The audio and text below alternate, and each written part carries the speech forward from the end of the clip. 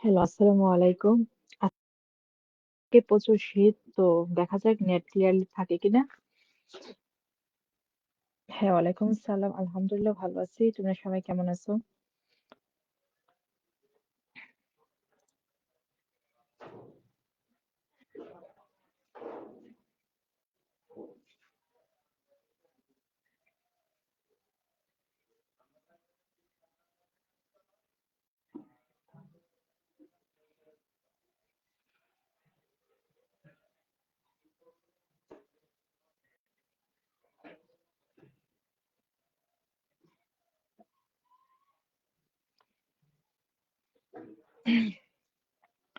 Sound plus screen দুইটাই clear কিনা জানাও।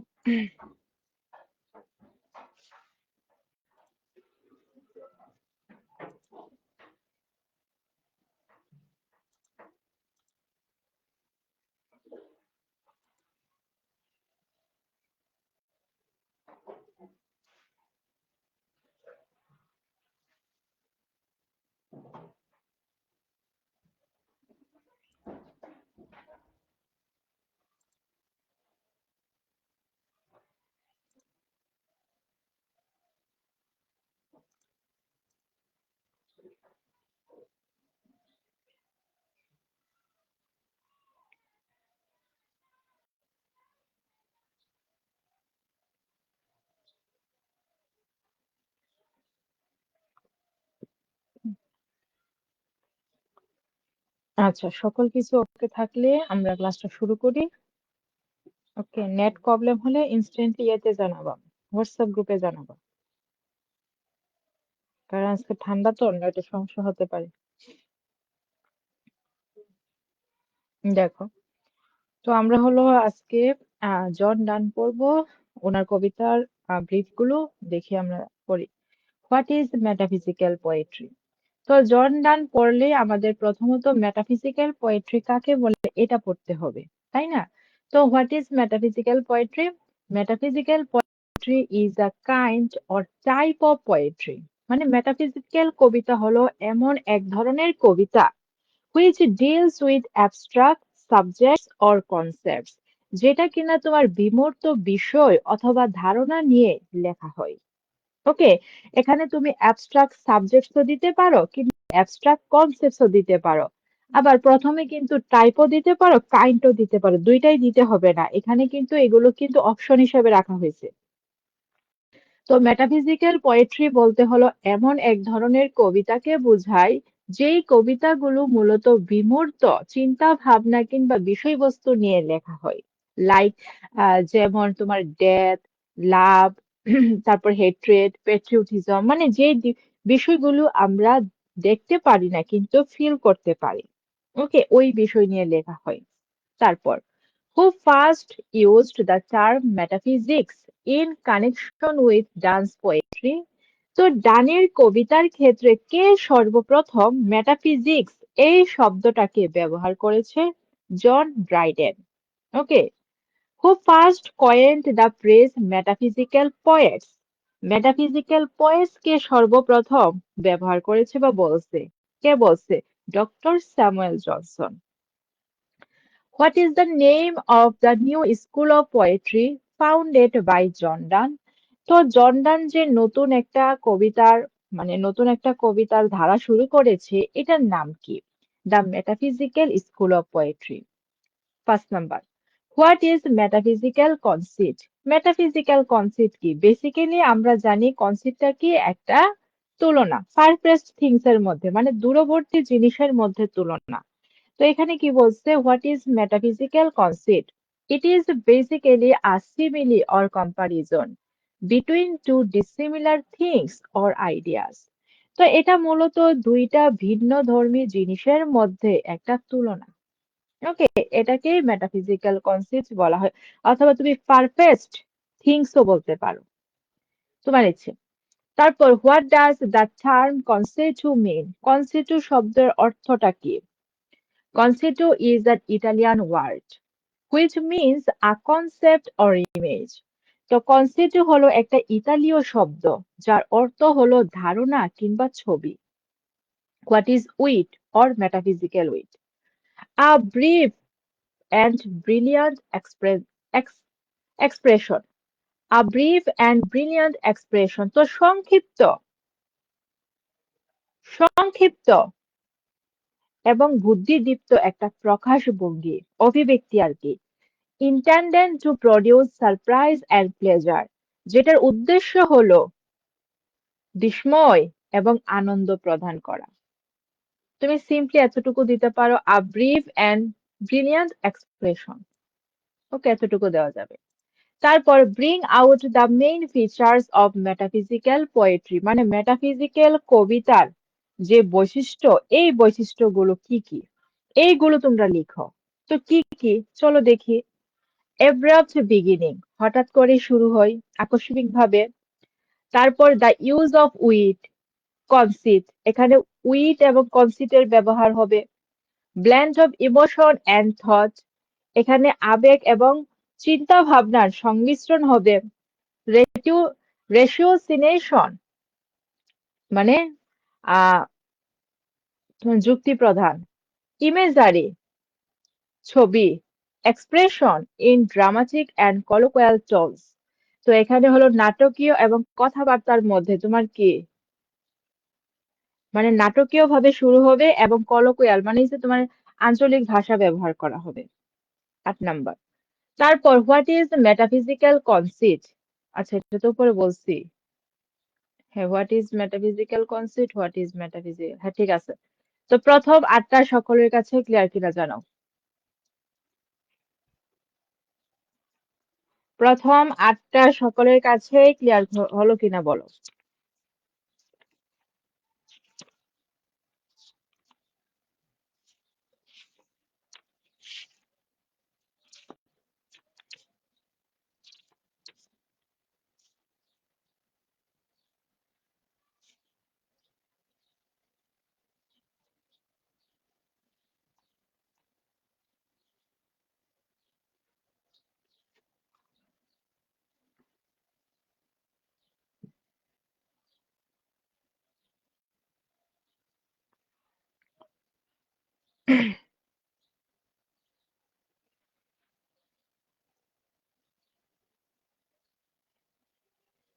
তারপর হলো দ্য সানরাইজিং, এই কবিতার প্রশ্নগুলো আমরা পড়বো।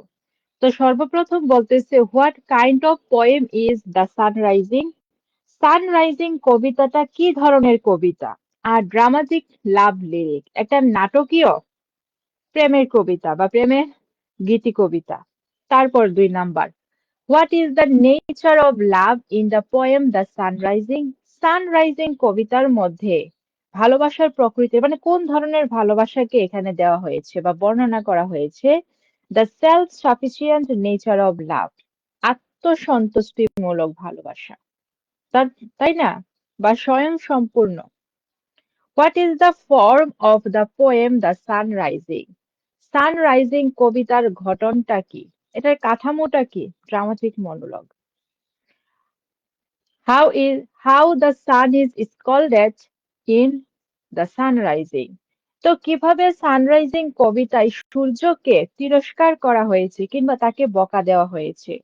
The sun is scolded as busy, all fool. তো সানকে হলো বা সূর্যকে বকা দেওয়া হয়েছে বিজি, বিদ্য, ব্যস্ত, বিদ্য, নির্বোধ বলে। How could done eclipse the sun? তো কিভাবে ডান সূর্যকে আড়াল করতে পারে? বায়া উইঙ্ক, মানে একটা চোখের পলকের মাধ্যমে। What does the image country ants refer to? তো এখানে যে একটা শব্দ আছে কান্ট্রি অ্যান্ডস, এই শব্দটা বা এই ইমেজ দ্বারা কি বোঝানো হয়? দ্য প্রিসেন্টস লাইক অ্যান্ডস, মানে শ্রমিকদেরকে বা কৃষকদেরকে, যারা হলো পিঁপড়েদের মতো। who is compared to both the Indies of spice and mine. তো মশলা এবং খনির তাকে ইন্ডিজের মশলা এবং খনির সাথে তুলনা করা হয়েছে। দ্য স্পিকার্স বিলাভেড কবির প্রেমিকা অথবা প্রেয়সীকে। তারপর who is so reverend and strong in the poem the sunrising. Sunrising কবিতার মধ্যে কোন জিনিসটা অত্যন্ত শ্রদ্ধেয় এবং শক্তিশালী? দ্য সানস বিম সূর্যের রশ্মি। Why does the poet not want to wink কেন কবি কি করতে চায় না চোখের পলক ফেলতে চায় না? Because he does not like to miss the sight of his beloved for such a short duration of a week. মানে কারণ কি কবি হয়েছে এখানে চোখের পলক ফেলার মতো যে একটা সংক্ষিপ্ত সময় একটা অতি সাধারণ একটা সময় ওই সময়টায়ও সে তার প্রেয়সীর থেকে নিজের চোখটাকে সরাতে চায় না এই জন্য সে উইঙ্কও দিতে চায় না। কথা ক্লিয়ার?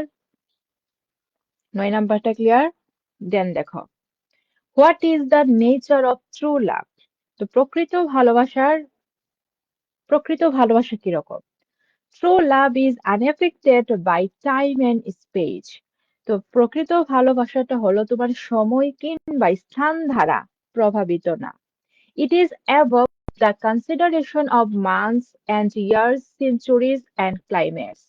তো প্রকৃত ভালোবাসাটা হলো তোমার মাস, বছর, শতাব্দী কিংবা জলবায়ু এই সকল কিছুর ঊর্ধ্বে। প্রথম 10টা ক্লিয়ার কিনা? প্রথম 10টা ক্লিয়ার কিনা?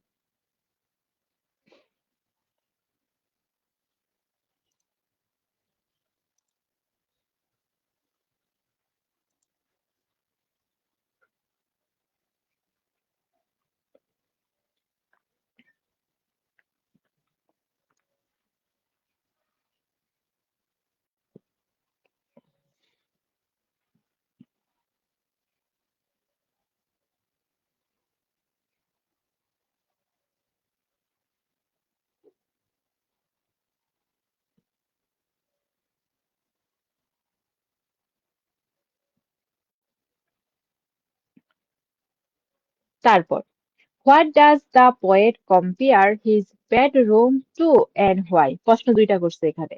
তো বলতেছে কবি তাদের বেডরুমটাকে কিসের সাথে তুলনা করছে এবং কেন করছে?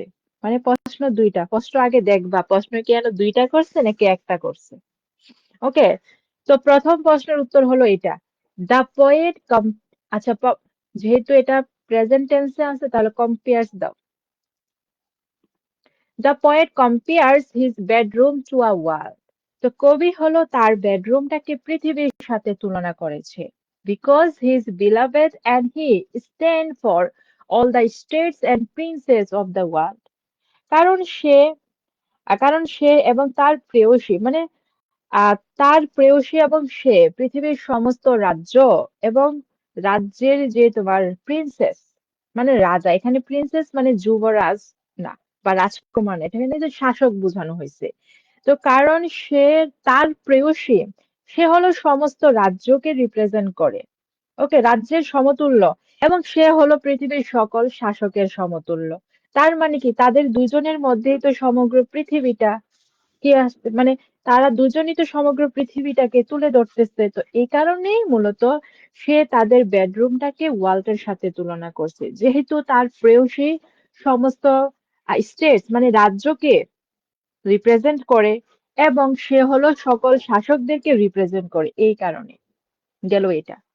Why does the poet say that কেন কবি বলেন যে love making has no particular season or time. তো কবি কেন বলেন যে ভালোবাসা তৈরি বা ভালোবাসা মেক করার সময় কোনো সিজন মানে কোনো সময়সীমা লাগে না। Because love transcends the limitations of time and space.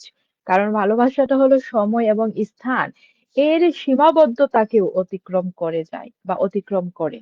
কারণ এগুলোর বাহিরে ভালোবাসার স্থানটা তার মতে। How does Dan address sun at the beginning of the sun rising? তো সানরাইজিং এর শুরুতে ডান কিভাবে সূর্যকে সম্বোধন করে? বিজি অল ফর, এই বলে। What are the East and West Indies famous for? পূর্ব এবং পশ্চিম ইন্ডিজ কিসের জন্য বিখ্যাত? The East Indies were famous for their spices, okay, মশলার জন্য। And the West Indies for their diamond and other mineral substances, এবং পশ্চিম ইন্ডিজ হলো হীরা এবং অন্যান্য খনিজ পদার্থের জন্য বিখ্যাত। তোমাকে এটা আলাদা আলাদা ভাবে করতে পারে, যেমন ইস্ট ইন্ডিজ কেন বিখ্যাত অথবা ওয়েস্ট ইন্ডিজ কেন বিখ্যাত, ওকে, আলাদাভাবে প্রশ্নটা করতে পারে। What is Dan's view on love in the poem The Sun Rising? তো সানরাইজিং কবিতার মধ্যে ভালোবাসা সম্পর্কে ডানের দৃষ্টিভঙ্গিটা কি, তার মতামতটা কি?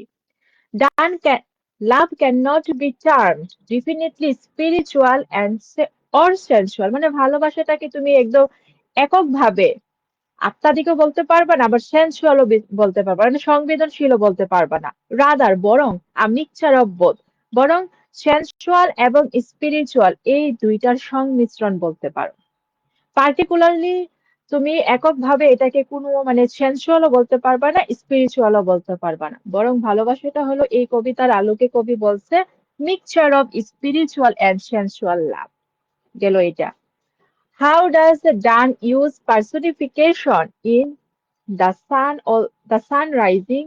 তো সানরাইজিং কবিতার মধ্যে ডান কিভাবে পার্সনিফিকেশন ব্যবহার করেছেন? কিভাবে? কারণ উনি যেভাবে সূর্যকে বকাবাদ্য করলো, এখানে মনে হচ্ছে না যে একজন ব্যক্তিকে সে বকা দিচ্ছে। তো পার্সনিফিকেশন মানে কি? পার্সনিফিকেশন মানে হলো একটা ফিগার অফ স্পিচ, যে ফিগার অফ স্পিচের মধ্যে একটা লাইফলেস বিষয়কে বা বস্তুকে জীবন প্রদান করা হয়, তাই তো। তো এখানে দেখো সানটাকে সে এমন ভাবে প্রেজেন্ট করেছে, মনে হচ্ছে সান কি একটা মানুষ, যার কর্তৃত্বটা নিয়ে সে কি করতেছে, তাকে ডিস্টার্ব করতেছে। তো দেখো এখানে কি বলছে, ডান পার্সনিফাইজ দ্য সান। তো ডান হলো সূর্যটাকে পার্সনিফাইজ করেছে এজ আ বিজি ওল ফোর, একটা ব্যস্ত এবং বিদ্ধ অবাধ্য হিসাবে, বোকা হিসাবে। আনরোলিটা নাই এখানে। হু ইজ আনরোলি, যে কি নাকি একটু অবাধ্য টাইপের। In the face of some authority, okay, কোন কর্তৃত্বের সামনে যে কিনা খুবই অবাধ্য। এখানে কর্তৃত্বটা কাকে বোঝানো হয়েছে? ডান এবং তার বিলাবেটকে। How according to the poet, তো কিভাবে কবির মতে বা কবির অনুসারে, can the sun by shining in their bedroom shine the whole world? তো কবির মতে সূর্য কিভাবে কেবল তাদের বেডরুমটাকে আলো দিয়ে সারা বিশ্বটাকে আলোকিত করতে পারে? অ্যাকর্ডিং টু দ্য পোয়েট, তো কবির মতে বা কবির দৃষ্টিতে, their bedroom is the centre of the universe. তাদের বেডরুমটা হলো পুরো মহাবিশ্বের কেন্দ্রবিন্দু। অ্যান্ড সো, এবং এই জন্য, the sun by shining in their bedroom, এবং এই জন্যই সানটা তাদের বেডরুমটাকে শাইনিং করে, আলোকিত করে। It can shine the whole world, এটা হলো পুরো বিশ্বকে আলোকিত করতে পারে, মানে সূর্য রশ্মি দিতে পারে। গেল এটা। How has the poet brought macrocosm into a microcosm? এখানে ম্যাক্রোজোমটা হলো মহাবিশ্বটাকে বোঝানো হয়েছে, মানে ব্যাপক বিশ্বটা। আর মাইক্রোজোম হলো তোমার ক্ষুদ্র বিশ্ব। তো কিভাবে কবি এখানে মহাবিশ্বটাকে, মহাজগৎটাকে একটা ক্ষুদ্র গণ্ডিতে বা ক্ষুদ্র একটা পরিসরে নিয়ে আসছে? কিভাবে? দেখি কিভাবে। By comparing their bedroom to the center of the universe and the walls of their room to the sphere. তো তাদের যে বেডরুম, এই বেডরুমটাকে মহাবিশ্বের কেন্দ্র হিসাবে, এবং তাদের ঘরের বা তাদের রুমের যে দেওয়ালগুলো, এটাকে মহাবিশ্বের কক্ষপথের সাথে তুলনা করে, the poet has brought macrosome into a microsome, সে হলো মহাবিশ্বটাকে একটা ক্ষুদ্র পরিসরে নিয়ে আসছে। Why does Donne call the sun unruly?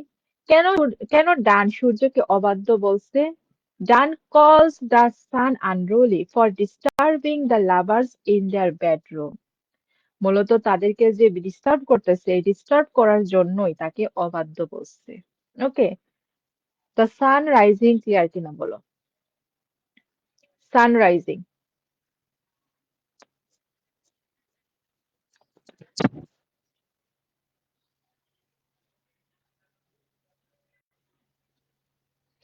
San rising সকলের কাছে ক্লিয়ার হলো কিনা?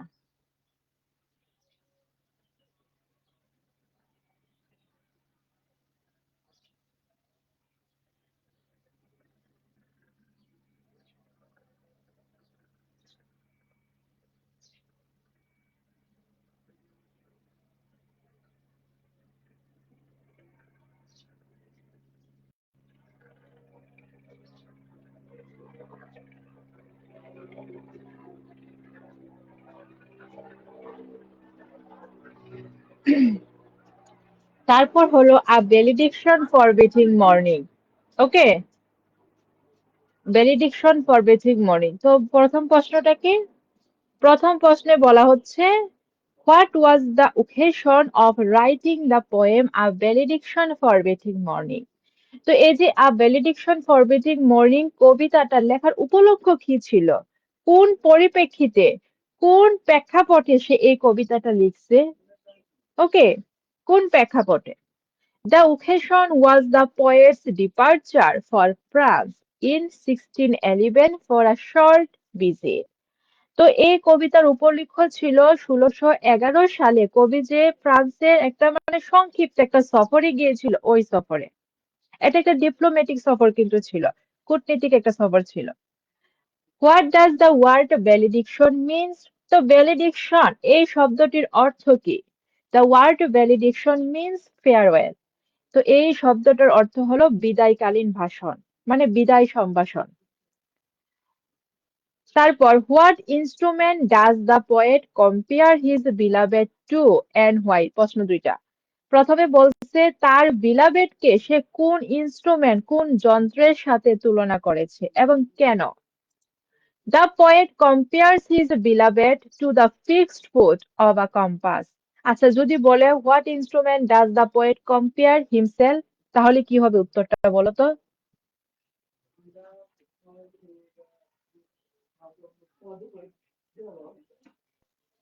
বলো।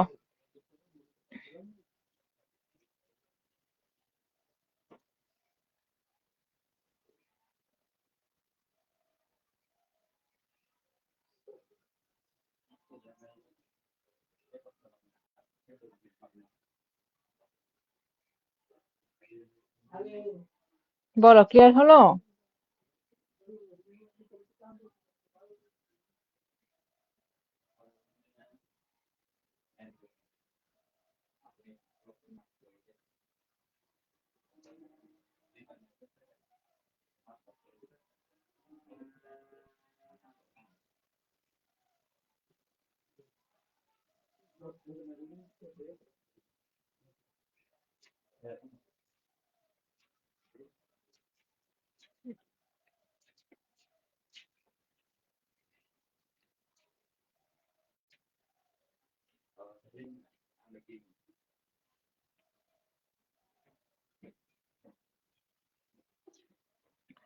তো যদি মুভিং ফুট, ওকে, যদি তার কথা বলে মানে কবির কথা বলে তাহলে মুভিং ফুট হবে, আর যদি বিলাবেটের কথা বলে তাহলে ফিক্সড ফুট হবে। কথাটা মানে মাথায় খেয়াল করবা এটা বিষয়টা। তো the poet compares his beloved to the fixed foot of a compass. তো কবি তার প্রেয়সীকে মানে কম্পাসের যে স্থির পাটা, এই পায়ের সাথে তুলনা করেছে। কেন করেছে? প্রশ্ন উপরে দুইটা বলছে। যদি তোমাকে সিম্পলি এতটুকু বলতো what instrument does the poet compare his beloved to, তাহলে আমার উত্তর এতটুকুতে হয়ে গেছে। কিন্তু উপরে আবার বা পিছনে কি লাগাইছে? লেজ লাগাইছে। তো এই লেজ লাগানোর কারণে মূলত আমাদেরকে প্রশ্নটাকে আবার এক্সটেন্ড করতে হচ্ছে। Because of her staying at home, কারণ সে হলো বাড়িতে থাকবে, বাসায় থাকবে, বাসায় সে অবস্থান করবে। Which reveals her firmness in love, যেটা কিনা ভালোবাসায় যে তার ধীরতা, এই ধীরতাকে প্রকাশ করে। তো প্রশ্নটা আগে দেখবা যে এখানে প্রশ্নের পার্ট কয়টা। এখানে জাস্ট কি মানে কিসের সাথে তুলনা করছে, এতটুকু করছে নাকি আবার হোয়াই দিয়ে লেজ লাগাইছে, এখানে কথাটা মাথায় রাখবা। তারপর, how would be the farewell of the lovers in a benediction forbidding morning? তো benediction forbidding morning এর মধ্যে এই যে লাভার্সদের তাদের বিদায়টা কেমন হওয়া উচিত? The farewell of the lovers would be like the passing away of virtuous people's soul without lamenting. তো তাদের বিদায়টা এমন হওয়া উচিত যেমনটা কোনো পুণ্যবান ব্যক্তির আত্মা যেমন কোনো বিলাপ ছাড়াই, কোনো হাই হতাশা ছাড়াই তার দেহটা ত্যাগ করে, ওইরকম হবে, মানে মৃত্যুবরণ করে আর কি, এক কথায়। তো ভার্চুয়াস কিংবা গুণী ব্যক্তিরা যেমন ভাবে কোনো দুঃখ প্রকাশ ছাড়াই মৃত্যুবরণ করে, তেমনি ভাবে এই লাভার্সদের ফেয়ারওয়েলটা এমনই হওয়া উচিত। What is the nature of love between the poet and his beloved? তো কবি এবং তার বিলাবেটের মধ্যে ভালোবাসাটা কিরকম? স্পিরিচুয়াল অ্যান্ড রিফাইন্ড, পরিশুদ্ধ এবং আত্মাদিক, আত্মাদিক এবং পরিশুদ্ধ। How does the poet urge or request his wife to allow him to him to go? তো কবি তার স্ত্রীকে কিভাবে তাকে দেওয়ার মানে তাকে যেতে দেওয়ার জন্য বা তাকে বিদায় দেওয়ার জন্য অনুরোধ করছেন? The poet urges his wife, তো কবি তার স্ত্রীকে অনুরোধ করছেন টু অ্যালাউ হিম, তাকে যেতে দিতে বা তাকে কি করতে, যেতে দিতে, to go like virtuous people who die very quickly, মানে গুণী ব্যক্তিদের মতো, যে গুণী ব্যক্তিরা খুবই শান্তিতে খুবই নীরবে মৃত্যুবরণ করে। তো এখানে কবিও চাচ্ছে তার প্রেয়সী যেন তাকে মানে বিদায়টা কি ওইভাবে শান্তভাবে দেয়। What, according to the poet, would be profanation or disgrace of their joys or their love? তো কবির মতে কোন কাজটা তাদের ভালোবাসার জন্য অবমাননা অথবা কলঙ্ক হবে? কোন বিষয়টা? To make their love known to the common people, মানে তাদের ভালোবাসাটা যদি সাধারণ মানুষের কাছে প্রকাশ করে বা সাধারণ মানুষ তাদের ভালোবাসা সম্পর্কে জানে, তাহলে এটা হবে তাদের ভালোবাসার ডিসগ্রেস অর প্রোফেনেশন, মানে অপমান, এক কথায়। What do you mean by whisper their souls to go? তো এই যে একটা ফ্রেজ আছে, এই ফ্রেজটার বলতে মানে ফ্রেজটার মানে কি, যে কি বলতেছে whisper their souls to go, তারা তাদের আত্মাকে ফিসফিস করে বলে যাওয়ার জন্য, এই শব্দটা বা এই বাক্যাংশটা দ্বারা কি বোঝানো হচ্ছে? ইট মিনস, তুমি এই এই ধাঁচের যে প্রশ্নগুলো আসে, মনে করো তোমার কোন একটা ফ্রেজ দিয়ে বলছে এটা কি বোঝাচ্ছে বা এটা দ্বারা তুমি কি বুঝছো, তখন তুমি লিখবা দা ফ্রেজ, এই কথাটা লিখবা। এখানে আমি মূলত তোমাদের তাড়াতাড়ি দেওয়ার জন্য এটা লিখে নাই, এই যে এইভাবে লিখবা এই প্রশ্নগুলো, দা ফ্রেজ হুইস।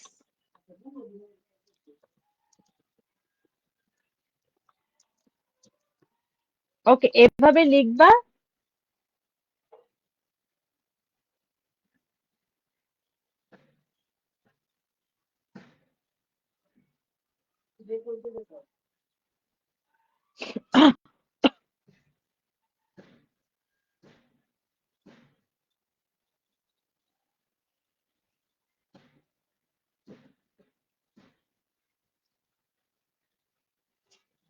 আচ্ছা, স্ক্রিনটা কি?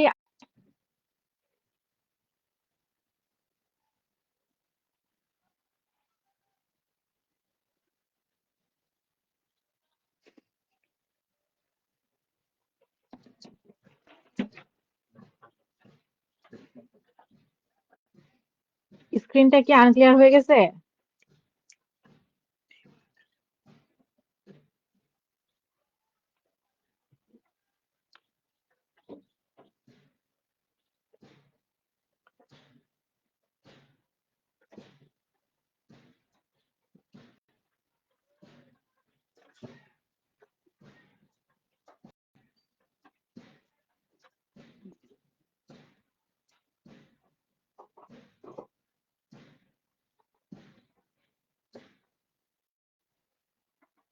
আচ্ছা, নেটের প্রবলেম কিনা এটা আমি বলতেছি, তোমরা বলো।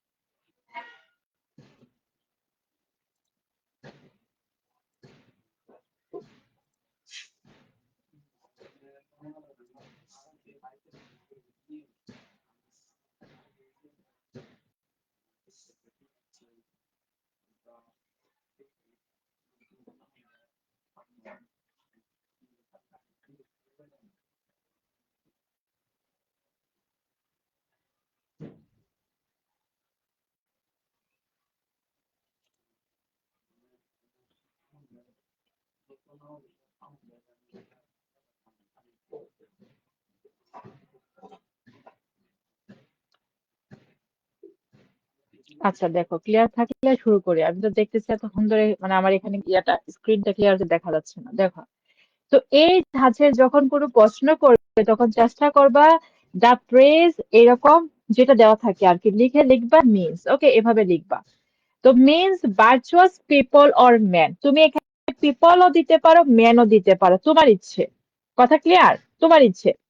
তারপর পাস অ্যাওয়ে অর ডাই, তুমি পাস অ্যাওয়ে শব্দটা ব্যবহার করবা, নতুবা ডাই ব্যবহার করবা, যে কোনো একটা করবা, দুইটা করার প্রয়োজন নেই, এত মাস্টারি করার প্রয়োজন নাই। কথা ক্লিয়ার? যে কোনো একটা প্রশ্ন ব্যবহার, মানে একটা শব্দ এখানে ব্যবহার করা। পাস অ্যাওয়ে মানে মৃত্যু, মানে মরে যাওয়া, ডাই মানে মরে যাওয়া, একই কথা। তো এখানে দেখো অনেকে কনফিউজড হয়ে যায়, এখানে কি পিপল করবে নাকি ম্যান করবে নাকি দুটোটাই করবে। এখানে যে কোনো একটা করবা। তো এর মানে হলো গুণী ব্যক্তিরা যেভাবে কোনো হাই হতাশা কিংবা কোনো তোমার বিলাপ ছাড়াই মৃত্যুবরণ করে, এই বিষয়টাই মূলত এই প্রেস দ্বারা বোঝানো হয়েছে, whisper their souls to go. তারপর in what sense Donne's love is platonic, তো কোন অর্থে, কোন অর্থে ধানের যে ভালোবাসাটা এটা হলো platonic or spiritual. In the poem a valediction forbidding mourning, valediction forbidding mourning এই কবিতার মধ্যে কোন অর্থে, কোন সেন্সে গানের কবিতাটা হলো আত্মাদিক। দেখো কোন অর্থে দেখি, his love is platonic or spiritual, তো তার ভালোবাসাটা হলো আত্মাদিক, because it is not dependent upon bodily attraction, কারণ এটা হলো শারীরিক আকর্ষণের উপরে নির্ভরশীল না। তুমি সিম্পলি এতটুকু দিতে পারো, এতটুকু দিলে তোমার উত্তর হবে। তারপর what does the poet compare their two souls to, কবি তাদের দুইটা আত্মাকে কিসের সাথে তুলনা করেছে? To a pair of compass, কম্পাসের জোড়ার সাথে। What is the central theme of the poem a valediction forbidding mourning, তো আ বেলিডিকশন ফরবিটিং মর্নিং কবিতার কেন্দ্রীয় বিষয়বস্তু কি? অথবা এই প্রশ্নটাকে অন্যভাবে করতে পারে, why does the poet forbid his wife to mourn, কেন কবি তার প্রেয়সীকে সুখ প্রকাশ করতে মানা করছে? একই কথা। আর টেম্পোরারি সেপারেশন অর পার্টিং, তুমি সেপারেশন দিবা নতুবা পার্টিং দিবা, যে কোনো একটা দিবা। আর temporary separation or parting can not cause a breach of perfect love, মানে এখানে বলতেছে সাময়িক বিচ্ছেদ কিংবা আলাদা হয়ে যাওয়া নিখুঁত কিংবা প্রকৃত প্রেমে কখনো ফাটল ধরাতে পারে না কিংবা ভাঙন ধরাতে পারে না। But it is an expansion of love, বরং এটা হলো ভালোবাসার আরো বিস্তৃতি। How does the poet urge his wife to allow him to go, কিভাবে কবি তার প্রেয়সীকে বা তার ওয়াইফকে অনুরোধ করছে তাকে মানে তাকে যেতে দেওয়ার জন্য? To let him go like virtuous people who die quietly, উপরে মনে হয় এই প্রশ্নটা পড়ছি, প্রশ্নটা মনে ডাবল হয়েছে। ইয়েস, এই যে ডাবল হয়েছে প্রশ্নটা। ওকে, একই কথা, উপরে পড়ে ফেলছে এটা। What does Donne compare his separation from his beloved to, তো কবি তার প্রেয়সী থেকে যেটা আলাদা হবে এটাকে কিসের সাথে, তাদের বিচ্ছেদটাকে কিসের সাথে সে তুলনা করেছে?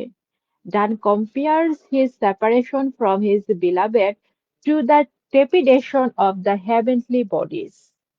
মানে স্বর্গীয় বিষয়বস্তু, অথবা এখানে স্বর্গীয় বিষয়বস্তু বলতে বা স্বর্গীয় তোমার বডি বলতে মূলত তোমার গ্রহ নক্ষত্রকে বোঝানো হয়েছে। ওকে, তো যদি সে তার প্রেয়সী থেকে মানে আলাদা হয়ে যায়, বিচ্ছেদটা এটা হলো গ্রহ নক্ষত্রের যে কম্পন, এই কম্পনের সাথে সে তুলনা করেছে। ওকে, মানে এখানে কি বলতেছে, এখানে কিন্তু আর্থ কুইকের একটা বিষয় আছে। আর্থ কুইকের ফলে কিন্তু কি হয়, কি হয়, ক্ষতি হয়। কিন্তু যে গ্রহ নক্ষত্রের মধ্যে যে মুভমেন্ট হয়, এই মুভমেন্টের দ্বারা কিন্তু কখনো কারো ক্ষতি হয় না। কিন্তু এই আর্থকুইক থেকে গ্রহ নক্ষত্রের মুভমেন্টটা কিন্তু গ্রেটার। তো মূলত সে তাদের ভালোবাসাটাকে মানে গ্রেট হিসেবে উপস্থাপন করার জন্য এই কথাগুলো বলছে। তো ভ্যালিডিকশন ফর বেচিং মর্নিং ক্লিয়ার কিনা? ওকে, ভ্যালিডিকশন ফর বেচিং মর্নিংটা ক্লিয়ার কিনা বলো। তারপর হলো ক্যানোনাইজেশনে যাব।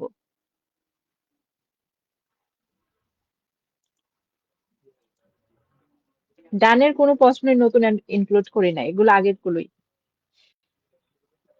দেখো,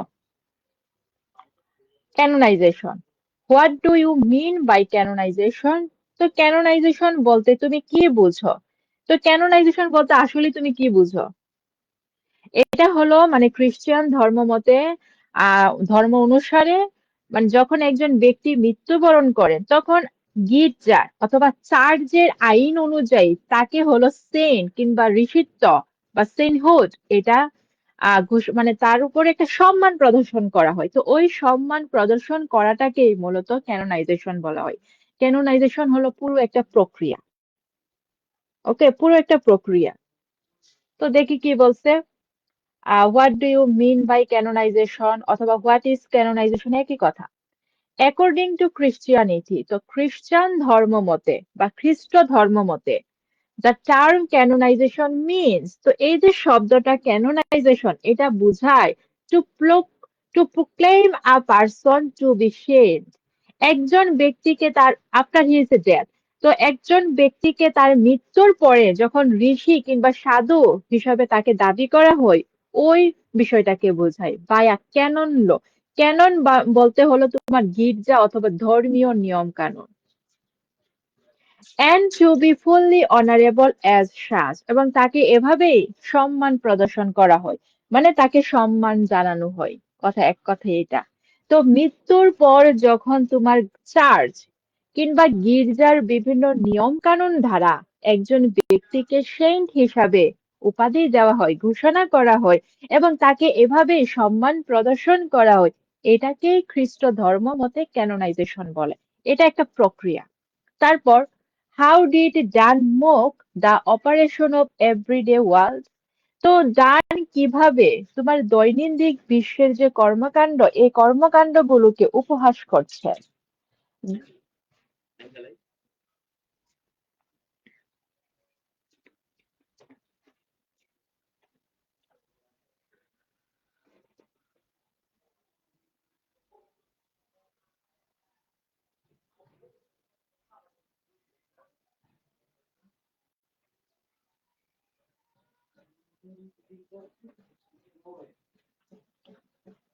The poet mocks the operations of the everyday world, saying that, তো কবি হলো দৈনন্দিন মানে তোমার প্রতিদিনের যে কাজকর্ম, এই কাজকর্মগুলোকে উপহাস করছেন এই বলে যে his love will not keep soldiers from fighting wars, তার ভালোবাসাটা, তার ভালোবাসাটা কোনো সোলজার্সকে, কোনো সৈনিককে যুদ্ধক্ষেত্রে যুদ্ধে যেতে বাধা প্রদান করতেছে না কিংবা তাকে আটকে রাখতেছে না।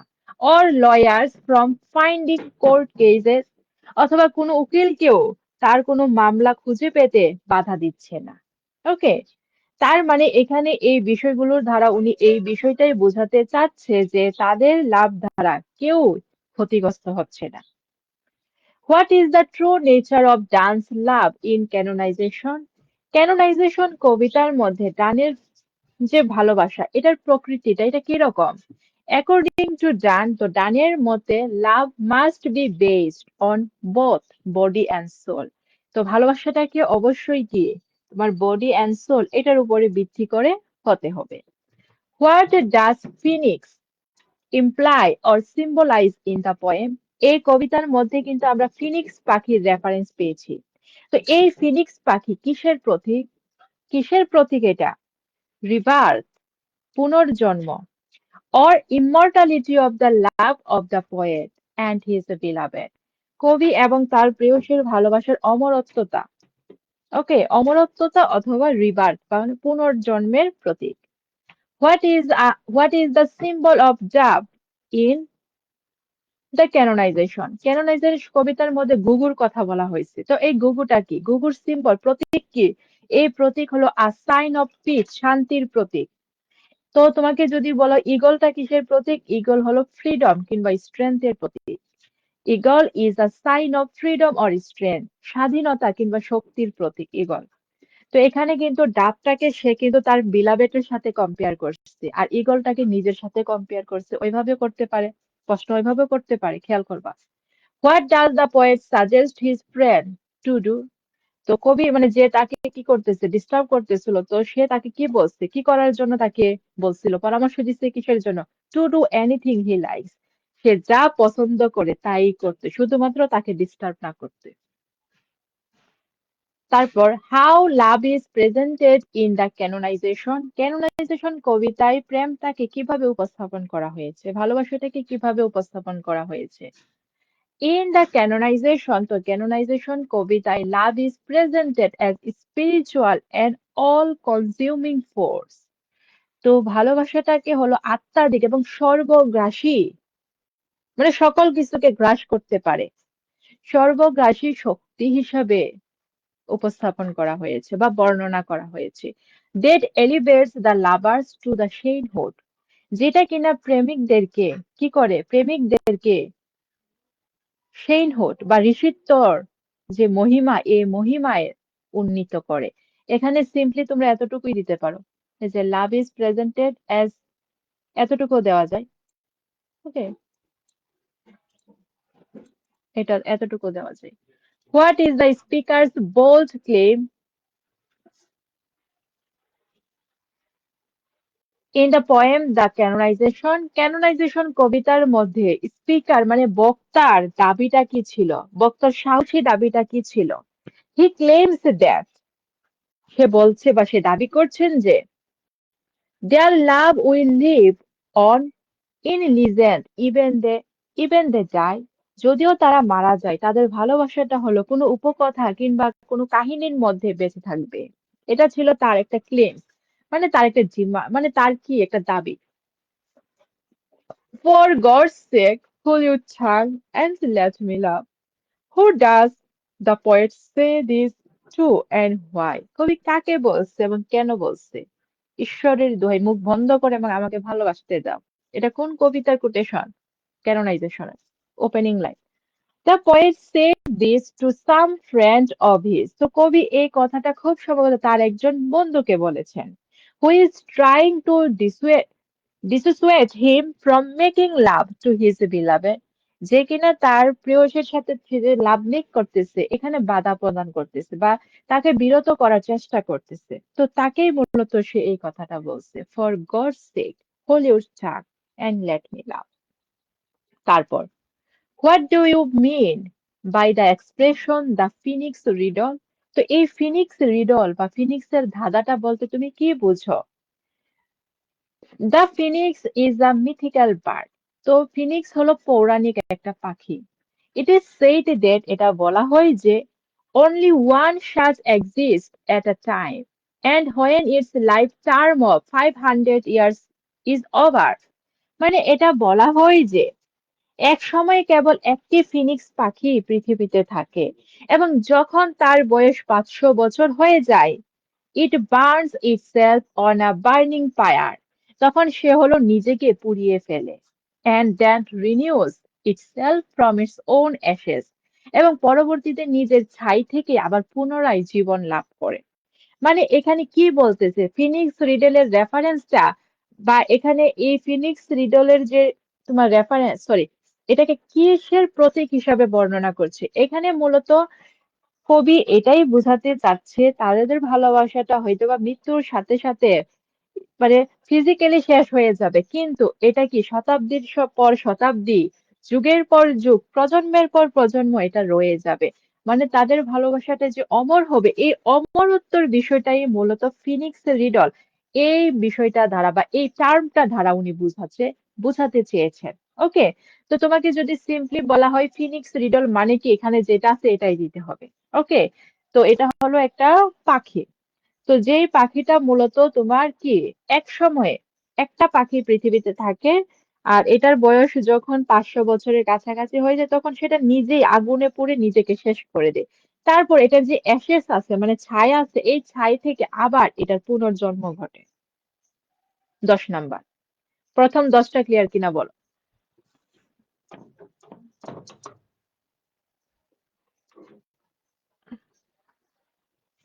প্রথম 10টা ক্লিয়ার কিনা?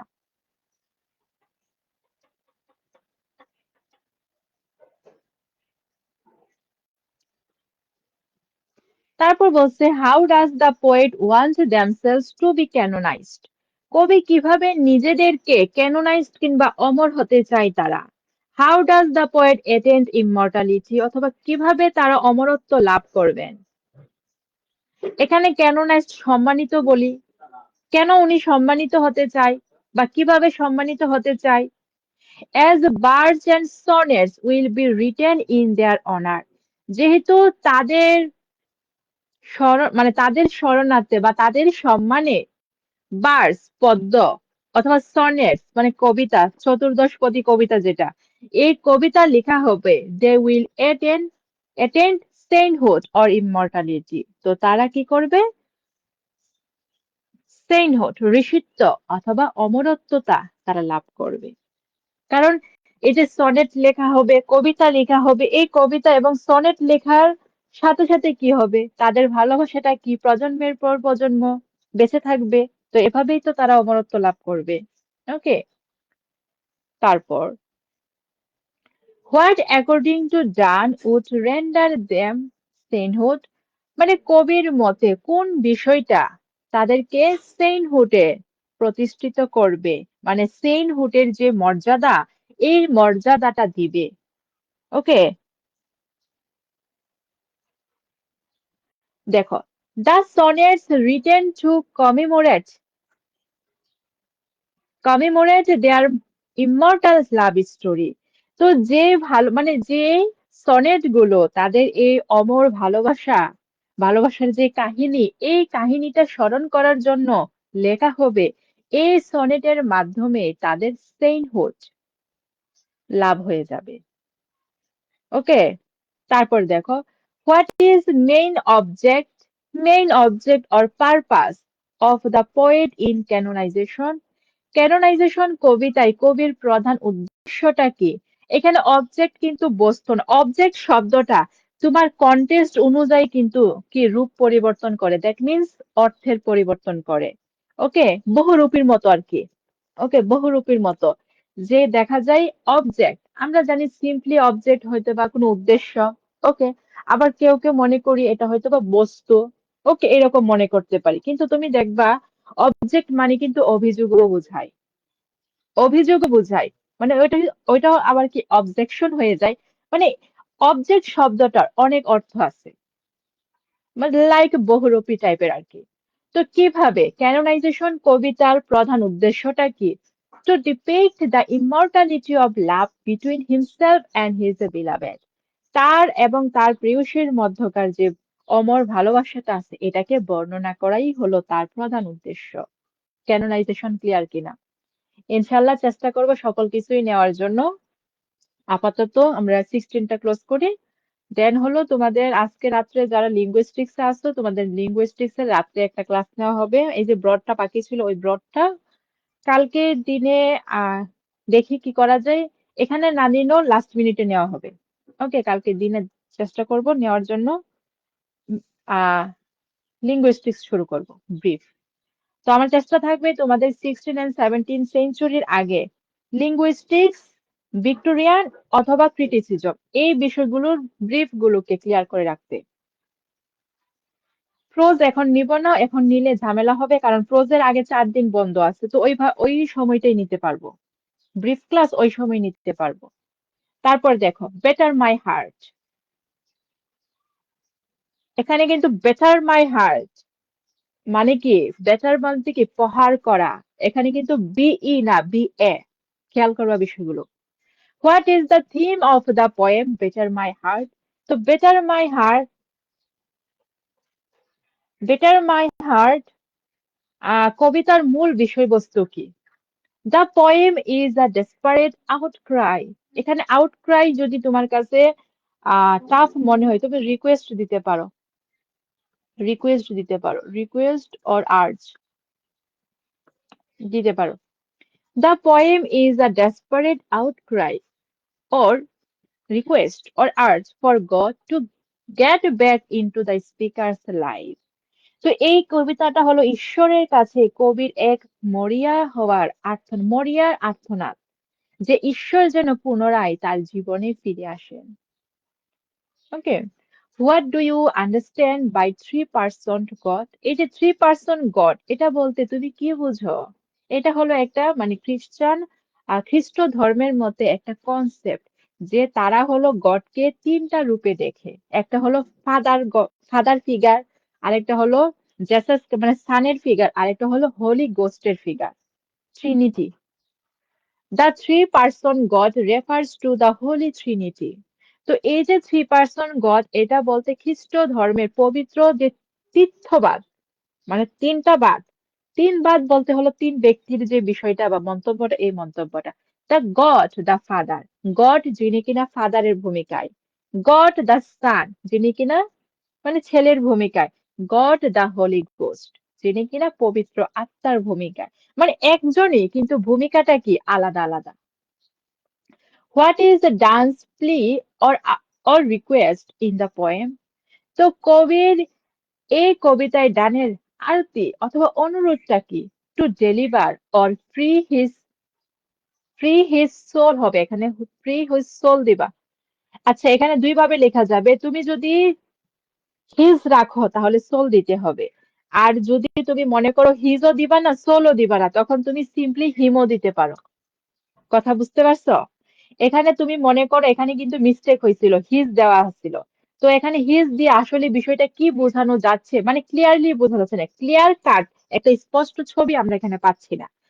তো এখানে টু ডেলিভার অর ফ্রি, তুমি ডেলিভারও দিতে পারো ফ্রিও দিতে পারো, তোমার ইচ্ছে, তোমার কাছে যেটা ইজি মনে হয়। তারপর হিজ সোল, তার আত্মাটাকে, অথবা তুমি হিমও দিতে পারো তাকে, তোমার ইচ্ছে, তুমি যেটা ইচ্ছে সেটাই দাও। From the clutches of evil and ensure his eternal salvation. তো শয়তানের হাত থেকে তাকে মুক্ত করা, তার আত্মাটাকে মুক্ত করতে, এবং তাকে যে চিরস্থায়ী যে মুক্তি, এই মুক্তিটা নিশ্চিত করতে। ওকে, এটাই সে এই কবিতার মধ্যে কি করতেছে, অনুরোধ করতেছে, আকুতি মিনতি করতেছে। তোমরা বেসমেট আপু টুপু না বললেও হয়, নাম ধরে ডাকলেই তো হয়। দেখো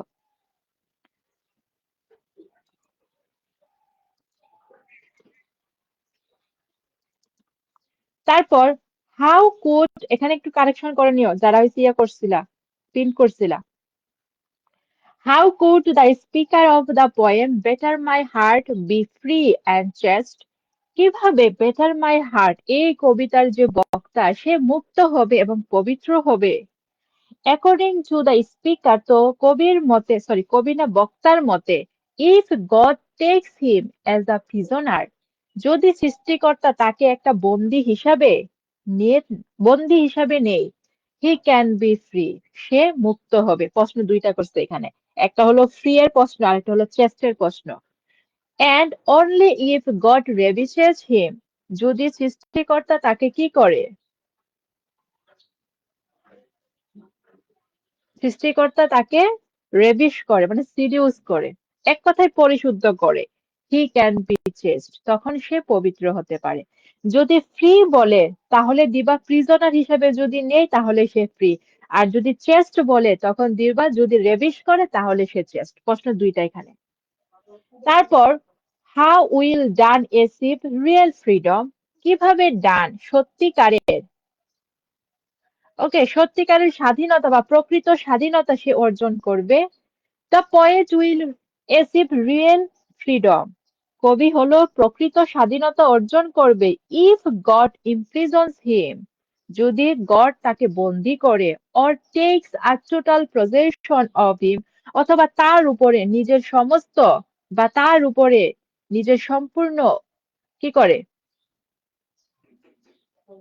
মানে এখানে বলতেছে tax a total possession of him, যদি সৃষ্টিকর্তা কিংবা ঈশ্বর তাকে পুরোপুরি নিজের অধীনে নিয়ে যায় তাহলে সে প্রকৃত স্বাধীনতা অর্জন করতে পারবে। How did the poet become nearer to God? কিভাবে কবি ঈশ্বরের নিকটবর্তী হয়েছেন, কাছাকাছি হয়েছেন? Having been cleansed of his sins, নিজের পাপগুলোকে পরিশুদ্ধ করে, পাপকে মুছে উনি সৃষ্টিকর্তার কাছাকাছি হয়েছেন। Why does the poet want to be ravished by God? কেন কেন কবি ঈশ্বরের দ্বারা রেভিসড হতে চাচ্ছেন? In order to become chaste, পবিত্র হওয়ার জন্য। What prayer does Donne make to god?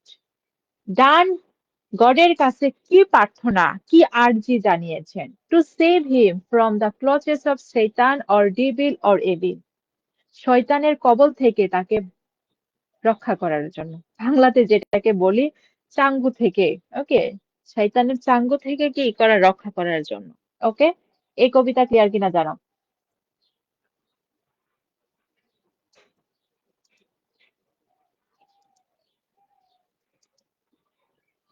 এই কবিতা ক্লিয়ার কিনা?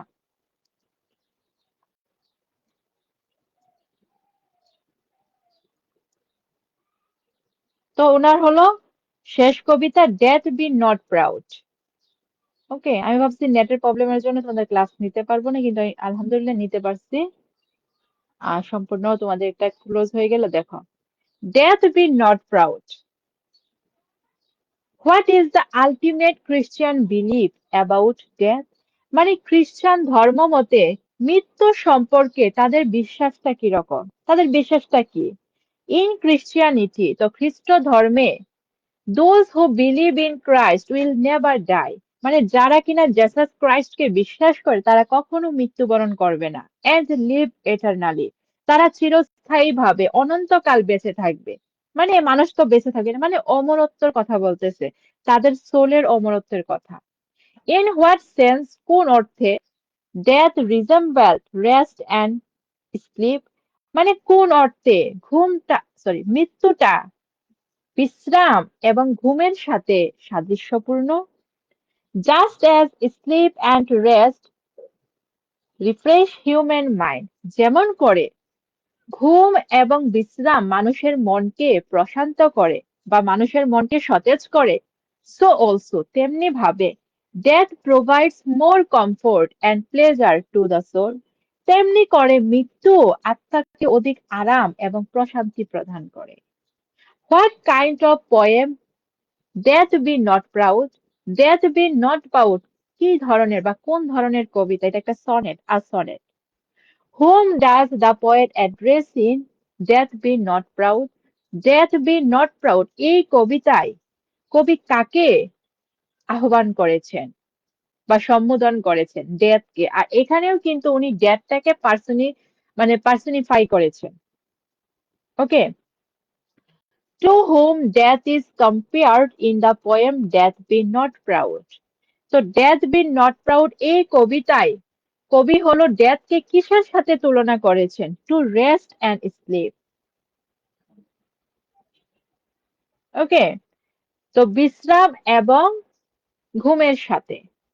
তারপর how is death a slave to fate, chance, kings or desperate man?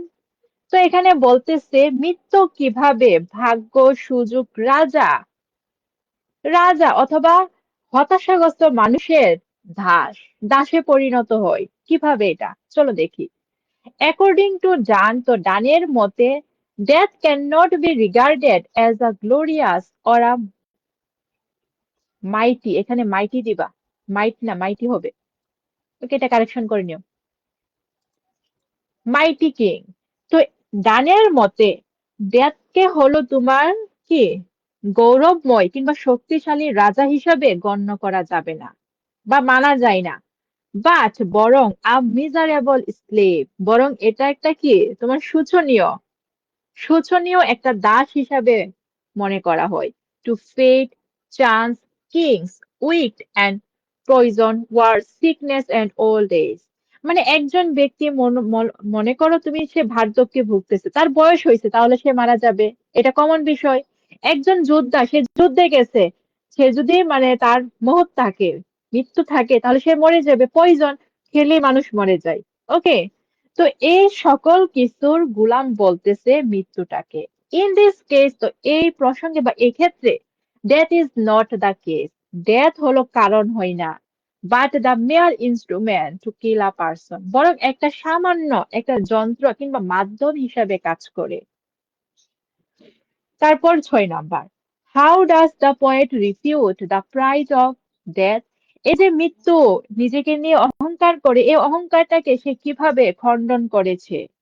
Or why does done advise death not to be proud? অথবা কিভাবে ডান মৃত্যুকে অহংকার না করার পরামর্শ দিয়েছেন, চলো দেখি। The poet refutes the pride of death by saying that, তো কবি হলো মৃত্যুর যে অহংকার, মৃত্যুর যে গর্ব, এই গর্বটাকে রিফিউজ করছেন, অসমর্থন করছেন, অস্বীকার করছেন, খণ্ডন করছেন। এটা বলে যে death can induce only a temporary sleep, মৃত্যু মূলত সাময়িক একটা ঘুম দেয়। আফটার হুইচ, যার পরে we will live eternally in heaven, যার পর আমরা স্বর্গে অনন্তকাল বেঁচে থাকবো। What is the meaning of the soul's delivery? Soul's delivery বলতে কি বোঝানো হয়? আত্মার মুক্তি আর কি। It is only through death, এটা শুধুমাত্র হয়ে থাকে মৃত্যুর মাধ্যমে। That the soul of man can be freed from the prison of his body. তো এই যে মুক্তিটা, এই মুক্তিটা ঘটে থাকে মৃত্যুর মাধ্যমে, যে মৃত্যুর মাধ্যমে মানুষের যে আত্মা, এই আত্মাটা হলো তার শরীরের যে বন্দিখানা, এই বন্দিখানা থেকে কি হয়, মুক্ত হয়ে যায়। and does attains eternal rest, এবং পরবর্তীতে চিরস্থায়ী বিশ্রাম লাভ করে। how is death conquered, or how will death die? মানে কিভাবে মৃত্যুকে জয় করা হয়, সরি, কিভাবে মৃত্যুকে পরাজিত করা হয়, অথবা মৃত্যু কিভাবে মরে যায়, মৃত্যু আবার কিভাবে মরে, চলো এখানে দেখি। অ্যাকর্ডিং টু দ্য স্পিকার, তো স্পিকারের মতে death does not kill human beings, মৃত্যু মানুষকে মারে না। রাদার, বরং ইট ইজ ডেথ, বরং এটা মৃত্যু স্বয়ং, ইটসেলফ হুইচ ডাইজ, বরং মৃত্যু নিজেই মরে যায়। অ্যাজ আ রেজাল্ট, ফলশ্রুতিতে the soul attains its immortality by death. তো এর ফলে আমাদের যে আত্মা, এই আত্মাটা হলো কি মৃত্যুর মাধ্যমে অমরত্বতা লাভ করেন। এখন ধরো তুমি বলতেই পারো মৃত্যু আবার মৃত্যুকে কিভাবে মারে। একটা মানুষ যখন মরে যায়, এখন কি মৃত্যুর বাপের কি শক্তি আছে যে এই মানুষটাকে আবার মারার? তো মারতে পারবে না। তো তো ডান মূলত ওই কনসেপ্ট থেকে এই বিষয়গুলো এখানে উপস্থাপন করছে। কথা ক্লিয়ার? ডান ক্লিয়ার হলো কিনা? 5 নাম্বারটা